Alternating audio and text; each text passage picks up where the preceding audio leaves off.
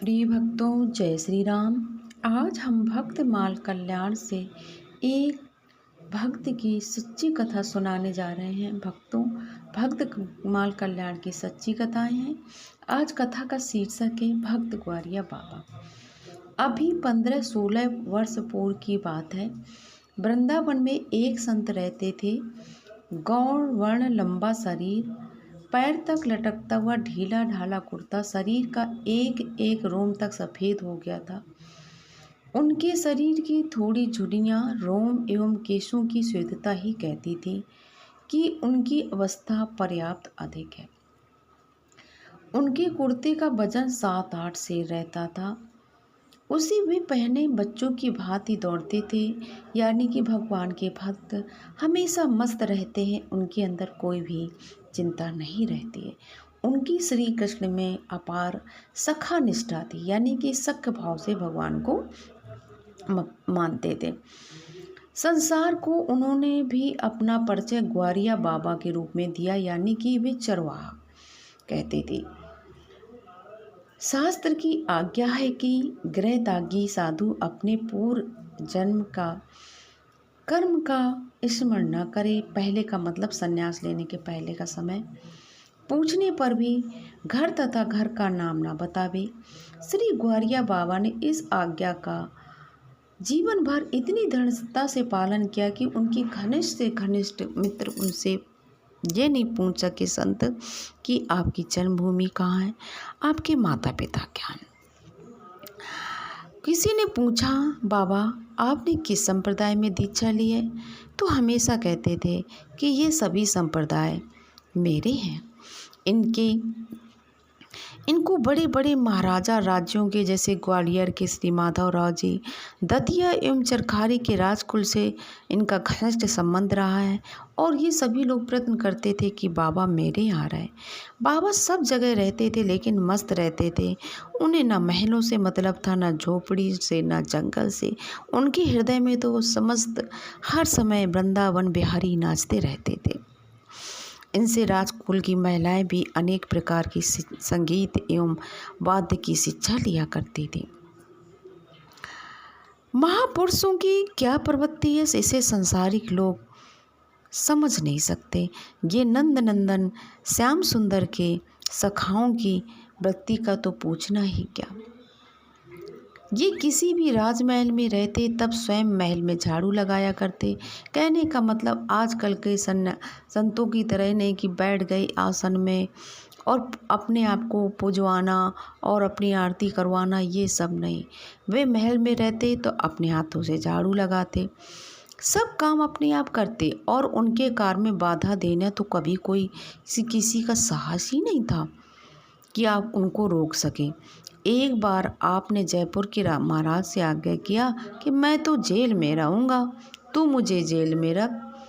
महाराज ने एक लोहे के सींचों का पिंजरा जैसा कमरा बनवाया। वह कमरा महल में रहे और उसमें ग्वारिया बाबा रहकर संतोष हो जाए, ऐसा महाराज चाहते थे। किंतु ग्वारिया बाबा को तो बस जेल में ही रहना था। अंत में महाराज को संत का हठ स्वीकार करना पड़ा। वह पिंजरा जेल में रखा गया। बंदियों के वस्त्र पहनकर ग्वारिया बाबा जेल के पिंजरे में रहते थे।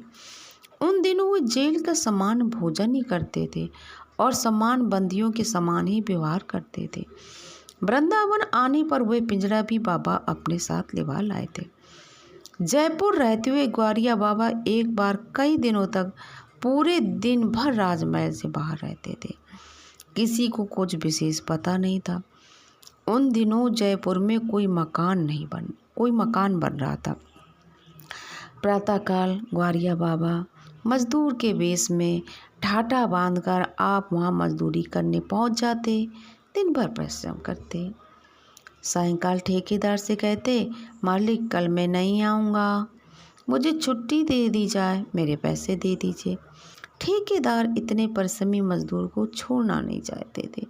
उसने कहा, तुझे छुट्टी नहीं मिलेगी, पैसे तो सबको साथ ही बटेंगे। सप्ताह के अंत में मजदूरी बांटने का दिन आया। उस दिन ग्वारिया बाबा मजदूर के बेस में न जाकर अपना लंबा लबादा पहन कर गए। ठेकेदार और मजदूर चकित रह गए। जो संत महाराज जयपुर के साथ बग्घी पर घूमने निकलते हैं, वे 7 दिन उनके यहाँ सबसे कठोर श्रम और परिश्रम करते रहे। ये समझना ही इनके लिए अद्भुत था। बाबा ने अपनी मजदूरी के पैसे ठेकेदार से लिए और उनके चने खरीदे।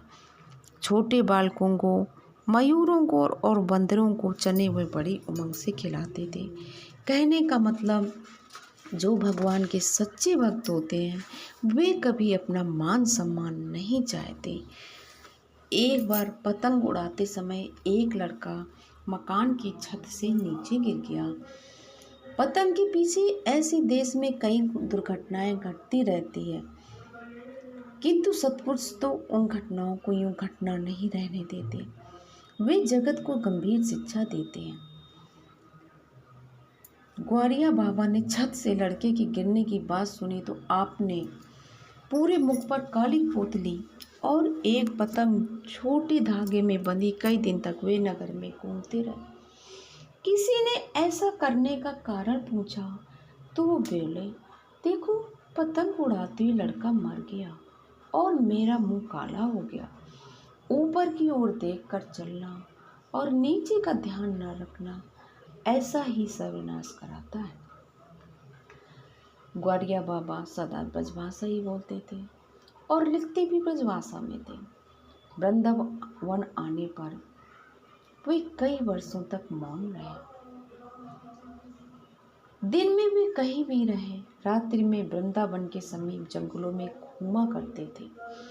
एक बार घूमते समय चोरों के एक दल ने उन्हें देखा। बाबा को तो पहचानते ही थे। सबने कहा, ग्वारिया चोरी करवे चलोगो।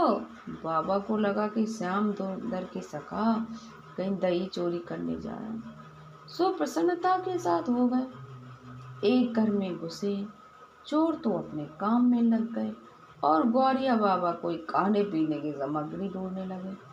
उन्हें केवल गुड़ मिला और कहीं एक ढोलक लटकता मिल गया।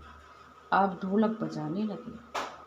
चोरों ने भागते भागते भी इन्हें पीटा और घर के लोगों ने भी जमकर पीटा। जब घर में प्रकाश किया गया, पहचाना गया, तब उन घर के लोगों को बड़ा दुख हुआ। घर के लोगों ने देखा कि बाबा जो बस हाथ में जरा सा गुड़ लिए हैं और कह रहे हैं, यारों के साथ चोरी करने आया सो मार तो बहुत पड़ी। ऐसे थे ये भगवान के निराले भक्त। शरीर छोड़ने से 15-20 दिन पहले ही उन्होंने अपने इस धाम को छोड़ने की बात लोगों से कह दी और आग्रह किया, मेरी शोक सभा मेरे सामने ही कर लो। बड़ी कठिनाई से बाबा को लोग समझा पाए कि उनकी रहती ऐसी अमंगलपूर्ण योजना करने का साहस कोई नहीं कर पाता। मेरा कोई स्मारक न रखा जाए, कोई चरित्र न लिखा जाए, ये बाबा का आदेश था। नश्वर शरीर की स्मृति रखी जाए, ये उन्हें बिल्कुल स्वीकार न था।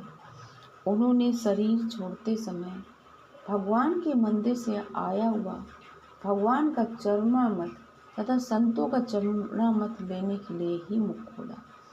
उस समय उनके शरीर को शिथिल देखकर कुछ लोगों ने औसत देना चाहा, पर औसत के लिए बाबा ने मुंह ही नहीं खोला। जैसी ग्वारिया बाबा की इच्छा थी, उनका शरीर वृंदावन के प्रमुख मंदिरों के सामने से होकर निकाला गया। मंदिरों से उस नृत्य सखा के देह के सत्कार के लिए माला, चंदन आदि प्रसाद आया। इस प्रकार सभी प्रमुख मंदिरों का प्रसाद लेकर वह देह बंसी भट्ट के समीप श्री यमुना जी की गोद में विसर्जित कर दिया गया। सबसे आश्चर्य की बात ये थी कि वृंदावन के एक बंगाली डॉक्टर कहीं बाहर गए थे। वे बाबा के शरीर छोड़ने के 2-3 दिन बाद आए और एक संत से कहने लगे, मैंने तो सुना था कि ग्वारिया बाबा केवल ब्रजवासियों का प्रसाद ग्रहण करते, पर आज प्रातः वे मेरे यहाँ आए थे और मांगकर दूध पी गए। जब डॉक्टर को ये बताया गया कि बाबा का शरीर तो 3 दिन पहले ही छूट चुका है, तब इस पर बात पर बड़ी कठिनाई से विश्वास कर सके। इसी प्रकार अपने एक श्रद्धालु को बाबा ने स्वप्न में दर्शन दिया और बताया